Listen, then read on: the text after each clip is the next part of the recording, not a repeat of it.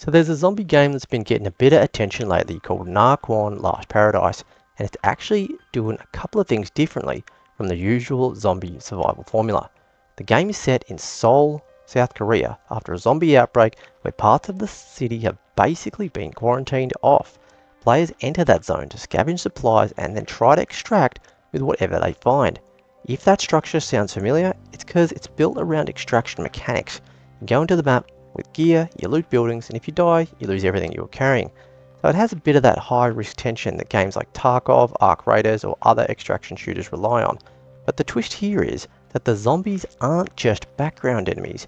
In Nakwon, the zombies are heavily tied to sound and noise, and that changes how players approach the game. Things like sprinting, smashing objects, or especially firing a gun can attract large groups of zombies very quickly. If someone starts making too much noise, it can basically turn the entire area into a swarm.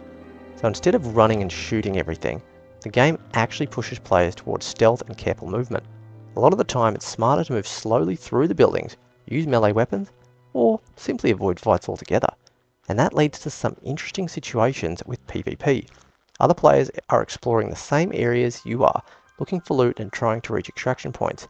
But if you start shooting at someone, there's a good chance you're also calling in a bunch of zombies.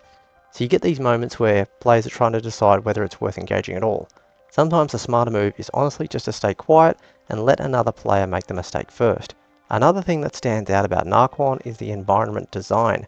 The game takes place inside a dense city district, so you're moving through apartment buildings, alleyways, rooftops, stairwells, and tight corridors rather than big open landscapes. That creates a very different kind of tension compared to most zombie games. You're not scanning huge open areas, instead you're listening for footsteps through walls, watching doorways, and trying not to give away your position. From the footage that's been shown so far, atmosphere is also pretty strong. The lighting is dark, the streets feel abandoned, and when zombies start gathering, it can escalate quickly. And because of the noise system, one bad decision can turn a quiet area into complete chaos. Right now the game is still in early development, so it's too early to know exactly how everything will balance out once large numbers of players do jump in. Extraction games can be tricky though to get right. If PvP becomes too dominant, the zombies stop being relevant. If the zombies are too overwhelming, players might avoid each other entirely. But if they manage to get the balance right with those systems properly, Nakwon could end up being a pretty unique mix of stealth survival, PvPvE tension, and classic zombie horror. And honestly, the idea of an extraction game set inside a dense city environment in Seoul, South Korea is something I'm down for. We don't see that very often, so it's definitely one worth keeping an eye on. Let me know what you think, and whether this game is actually something you'd want to try.